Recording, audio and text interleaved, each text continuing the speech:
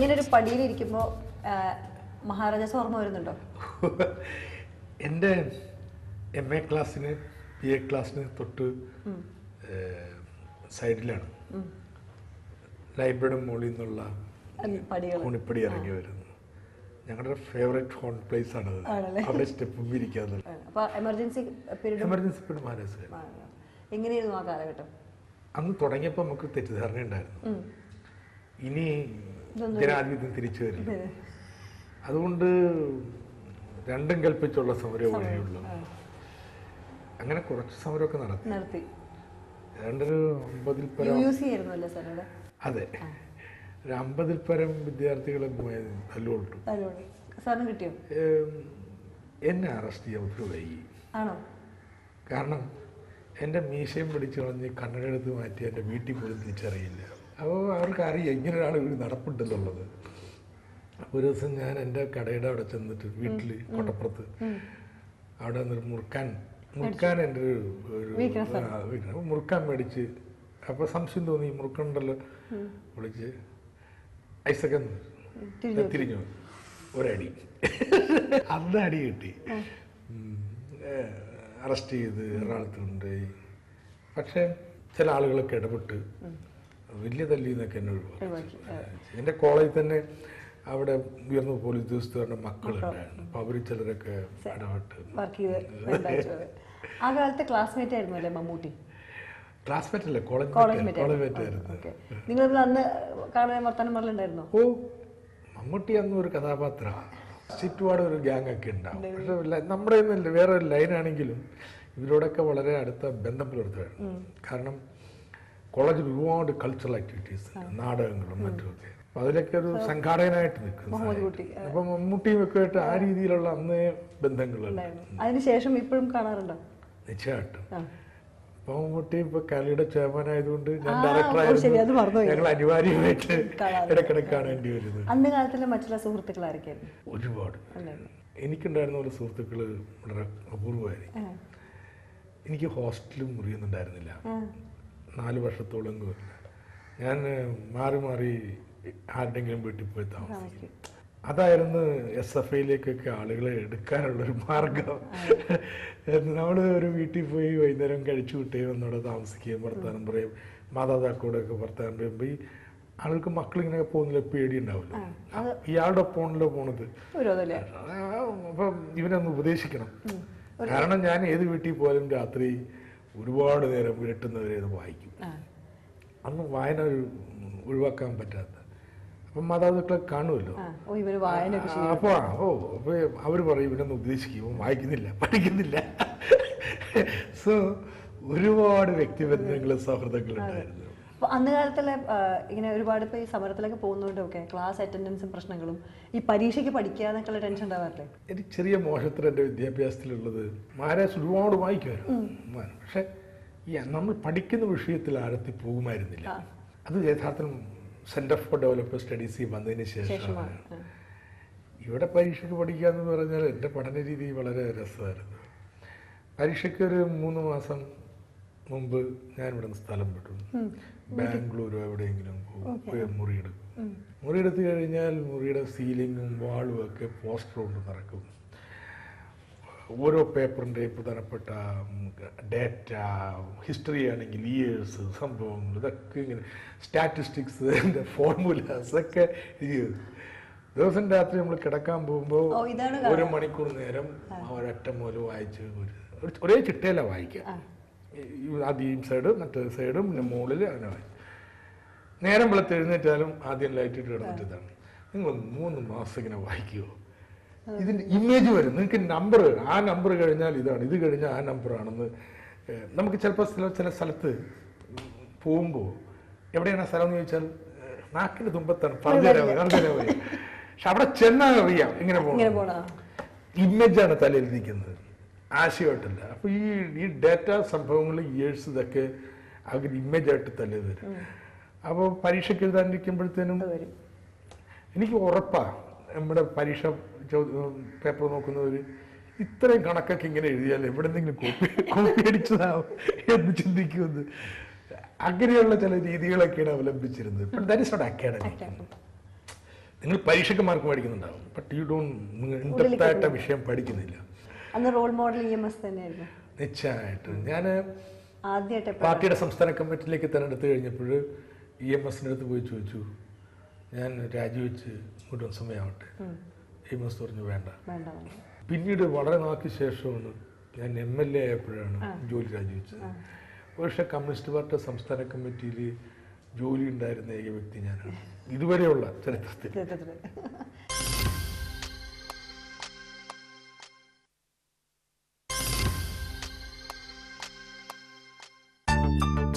പല സ്ഥലത്തും നമ്മളൊന്ന് ചുറ്റി കണ്ടു പല കാര്യങ്ങളും. ശരിക്കും പറയാൻ എനിക്ക് വാക്കുകളില്ല സംസാരിക്കാൻ.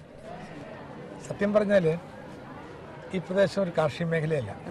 ഇപ്പം തെങ്ങിന് ഇടവിളയായിട്ടും പാടത്ത് തുടർവിളയായിട്ടും ഇപ്പോൾ എല്ലാവരും പച്ചക്കറി കൃഷി. ഈ വിപ്ലവം ഒരു 1.5 പതിറ്റാണ്ട് കൊണ്ട് ഉണ്ടായതാണ്. എല്ലാവരും പച്ചക്കറി നടണം എന്നുള്ള മുദ്രാവാക്യത്തോടുകൂടി ഇപ്പോൾ പഞ്ചായത്ത് പ്രസിഡന്റ് സംഘടിപ്പിച്ച ജനകീയ പച്ചക്കറി ഇന്നും തുടരുകയാണ്. സാധാരണ രീതിയിൽ ഇങ്ങനെയൊക്കെയുള്ള പ്രവർത്തനങ്ങൾ ആരംഭശൂരത്വം ഉള്ളൂ, അത് കഴിഞ്ഞ അവസാനം. ഇവിടെ അങ്ങനെയല്ല. ഇവിടെയുള്ള സ്കൂളുകളിൽ, സ്ഥാപനങ്ങളിൽ, അവിടെയൊക്കെ ഇത് കുട്ടികൾ ഉണ്ടാക്കിയിട്ടുള്ള പച്ചക്കറി നമ്മൾ വരുമ്പോഴും അവരിവിടെ കൃഷിപ്പണിയിൽ ഏർപ്പെട്ടുകൊണ്ടിരിക്കുകയാണ്. അങ്ങനെ ഒരു കാർഷിക സംസ്കാരം വീണ്ടും ഇവിടെ പുനർജനിപ്പിക്കുന്നതിന് ജനകീയ ആസൂത്രണത്തിന് കഴിഞ്ഞിട്ടുണ്ട്.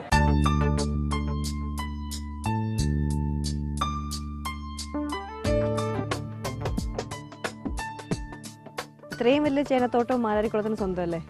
അതെ അതെ. ഇവിടുത്തെ ഇപ്പോൾ പുതിയ സംഭവവികാസം കൃഷി കൂടുതൽ വാണിജ്യാടിസ്ഥാനത്തിലാവുന്നു എന്നുള്ളതാണ്. ഇതിലൊക്കെ ജനകീയ ആസൂത്രണത്തിന്റെ ഭാഗമായിട്ട് എല്ലാവരും വീട്ടിൽ വിത്ത് കൊടുക്കും, പച്ചക്കറികൾ നടും, ഇതൊക്കെ ഉണ്ടായിരുന്നു. പക്ഷെ അതൊരു കാണാപ്പണിയാണ്, വീട്ടിൽ അത്യാവശ്യം ഉപയോഗിച്ചു പോകും. പക്ഷെ ഇപ്പം അത് മാറിയിട്ട് 75,000 ചേനയാണ് ഈ പഞ്ചായത്തിൽ നട്ടിരിക്കുന്നത്. ഇതുപോലുള്ള ഒട്ടനവധി കൃഷിത്തോട്ടങ്ങളുണ്ട്. അതുപോലെ തന്നെ ഇവിടെ ഞങ്ങൾ കണിച്ചുളങ്ങര അമ്പലമുണ്ട്. കൊടിയേറ്റ് ഉത്സവത്തിന് വാഴ വേണം, പഴമാണ് പ്രധാനപ്പെട്ടത്. തമിഴ്നാട്ടിൽ നിന്ന് ലോറി കണക്കിനാണ് കൊണ്ടുവരുന്നത്. ഇത്തവണ കൊടിയേറ്റ് പഴമെന്ന് പറഞ്ഞ് കൃഷി തുടങ്ങിയിരിക്കുകയാണ്. അമ്പലത്തിലേക്കുള്ള പഴം മുഴുവനും ഇവിടെ നിന്ന് നൽകും. അപ്പോൾ വാണിജ്യാടിസ്ഥാനത്തിലുള്ള കൃഷി വരികയാണ്. അതിന്റെ ഒരു സൂചനയാണ്. ഇങ്ങനെ പച്ചക്കറിക്ക് അനുയോജ്യമായിട്ടുള്ള ഭൂമി ഉണ്ടാകുമ്പോൾ ഇപ്പൊ കൂടുതലായിട്ടും ഇപ്പോൾ ആൾക്കാർ ഇപ്പൊ പുതിയ നമ്മൾ പ്രോജക്ട്സിനെ കുറിച്ച് സംസാരിക്കുമ്പോൾ ഇപ്പോൾ കത്തി നിൽക്കുന്ന വിഷയം സ്പെഷ്യൽ എക്കണോമിക് സോൺ ആണല്ലോ സാർ. അപ്പോൾ ഇങ്ങനെ അനുയോജ്യമായി കൃഷിക്ക് അനുയോജ്യമായി ഭൂമി പോകും ഇങ്ങനത്തെ നല്ല നല്ല പ്രോജക്ട്സ് വരുമ്പോൾ എന്ന് പറയുന്നത് എങ്ങനെയാണ്? ഇല്ലെന്ന്. നമ്മുടെ നാട്ടിലെ മൊത്തം കൃഷിഭൂമിയുടെ 0.5% പോലും വ്യവസായത്തിന് ഉപയോഗിക്കണില്ല. ഇനിയിപ്പോൾ നമ്മുടെ കേരളത്തിൽ വരാൻ സാധ്യതയുള്ള എല്ലാ വ്യവസായം കൂടി എടുത്താൽ പോലും ഏറിയാൽ 1%, 2% അത്രേ ഉള്ളൂ. അപ്പോൾ ഇത് വെറുതെ അങ്ങനെ ഇല്ലാത്തൊരു വൈരുദ്ധ്യോ സെസ്സും ഇതും തമ്മിൽ ഉണ്ടാക്കുന്നത്, അല്ലെങ്കിൽ വ്യവസായവും കൃഷിയും തമ്മിൽ ഉണ്ടാക്കുന്നത്. നമ്മൾ കൂടുതൽ കൃഷിഭൂമി ഉപയോഗിച്ചുകൊണ്ടിരിക്കുന്ന വീട് പണിയാൻ, റോഡ് പണിയാൻ, അങ്ങനെയുള്ള കാർഷികേതര ആവശ്യങ്ങൾക്കാണ്, വ്യവസായേതര ആവശ്യങ്ങൾക്കാണ്. പക്ഷെ ഇവിടെ കാണിക്കുന്നത് എന്താണെന്ന് വെച്ചാൽ നമ്മൾ വീടുകൾ എല്ലായിടത്തും വന്നുകൊണ്ടിരിക്കുന്നു. എല്ലാ വീടിനും വീട്ടുവളപ്പുണ്ട്, 2 തെങ്ങുണ്ടാവും. ആ ചെറിയ യൂണിറ്റിലെ ഉൽപാദനം പരമാവധിയാക്കണം. അതിന് നമ്മൾ ഈ പച്ചക്കറികൾ, ഇടവിളകൾ കൃഷി ചെയ്തേ പറ്റൂ. അത് കൂടുതൽ ആധുനികവൽക്കരിക്കാനും കഴിയണം. ഞാൻ സെസ്സിന് വേണ്ടി നടക്കുന്ന ആളല്ല. പക്ഷെ ഇന്ത്യ രാജ്യത്ത് ഇന്ത്യ സർക്കാർ സെസ്സുകൾ അനുവദിക്കുകയാണ്. സെസ് പദവിയുള്ള ഒരു പ്രദേശത്ത് വ്യവസായം ആരംഭിച്ചാൽ ഇൻകം ടാക്സ് കൊടുക്കണ്ട, കോർപ്പറേറ്റ് ടാക്സ് കൊടുക്കണ്ട, എക്സൈസ് ടാക്സ് കൊടുക്കണ്ട, ഇന്ത്യ സർക്കാർ കൊടുക്കുന്നത്. അപ്പൊ കേരളത്തിൽ നമ്മൾ സെസ് വേണ്ട എന്ന് പറഞ്ഞാൽ ഇങ്ങോട്ട് വരൂല വ്യവസായം, മറ്റു സ്ഥലത്ത് പോവും. ഈ കേരളത്തിൽ തന്നെ വന്ന് വ്യവസായം നടത്തണമെന്ന് വല്ല വാശി ആർക്കെങ്കിലും ഉണ്ടോ? അപ്പോ ഇതാണ് പ്രശ്നം. അപ്പോൾ ഈ സെസ്സിന്റെ ദൂഷ്യങ്ങൾ എന്താണെന്ന് വെച്ച് കഴിഞ്ഞാൽ, സെസ് പദവി കിട്ടിയ അവിടുത്തെ മുതലാളിക്ക് ഇഷ്ടം പോലെ എന്തും ചെയ്യാനുള്ള സ്വാതന്ത്ര്യം. കേരളത്തിൽ അതൊന്നും പറ്റില്ല. അതിനൊക്കെയുള്ള നിയന്ത്രണങ്ങൾ കൊണ്ടുവന്നിട്ട് സെസ്സിനെ പ്രോത്സാഹിപ്പിക്കും. ആക്ച്വലി കേരളത്തിന് ഒരു ഇമേജ് ബിൽഡിംഗ് ആവശ്യമല്ലേ പുറം സംസ്ഥാനങ്ങളെ അപേക്ഷിച്ച്? ഒരു സംശയമില്ല. 2 കാര്യങ്ങളാണ്. ഒന്ന്, ഇവിടെ മറ്റ് സംസ്ഥാനങ്ങളെ അപേക്ഷിച്ച് കമ്മ്യൂണിസ്റ്റുകാരും കമ്മ്യൂണിസ്റ്റ് പാർട്ടിയും ട്രേഡ് യൂണിയനും ഒക്കെ ഉള്ളതുകൊണ്ട് ചുവപ്പ് പേടിയുണ്ട് പുറത്ത്. ഒരു ഹൈപ്പോത്തറ്റിക്കൽ ക്വസ്റ്റ്യൻ, ചീഫ് മിനിസ്റ്റർ ആയിരുന്നുവെങ്കിൽ സാർ ഇപ്പോൾ VS ചെയ്ത ഏതെങ്കിലും ഒരു കാര്യം സാർ ചെയ്യാതിരിക്കുമോ? അങ്ങനെയുള്ള ഹൈപ്പോത്തറ്റിക്കൽ സിറ്റുവേഷനിലേ പെടാൻ ഞാൻ താല്പര്യപ്പെടുന്നില്ല.